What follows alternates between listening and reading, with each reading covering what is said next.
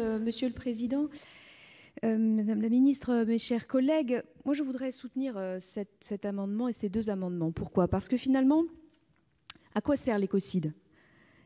Il s'agit de passer du délit au crime, un crime grave contre les générations futures. Lutter contre les trafics, certes, mais au-delà, lutter contre les activités industrielles légales, mais qui s'avèrent intenables pour la survie de notre planète et au-delà de notre espèce sur notre planète, en mettant en cause une responsabilité pénale. Arrêtez de permettre des productions industrielles qui ne respectent pas les limites de notre planète. Pas seulement les pollutions accidentelles, les pollutions au jour le jour, qui font disparaître des multitudes d'espèces, qui rendent les seuils des particules dans l'atmosphère intenables, qui rendent les océans trop acides. Il faut opposer à ce modèle économique fou les limites de la Terre.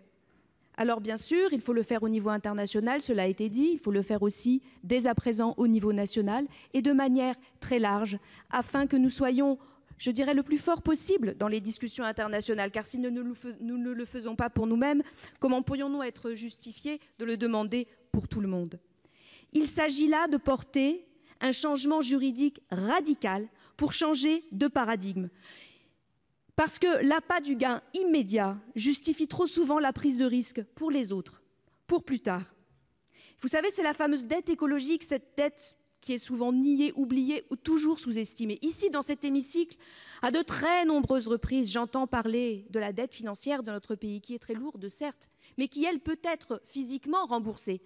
La dette écologique dont nous parlons là, les externalités négatives qui ne touchent jamais les entreprises qui les produisent, eh bien, il s'agit de les faire payer. Mais il s'agit au-delà de les empêcher de les faire. Pourquoi? En ne les rendant pas rentables, tout simplement. Je pense qu'il s'agit ici de notre responsabilité. Alors, on peut quand même aussi, pour conclure, je dirais, être terriblement gêné.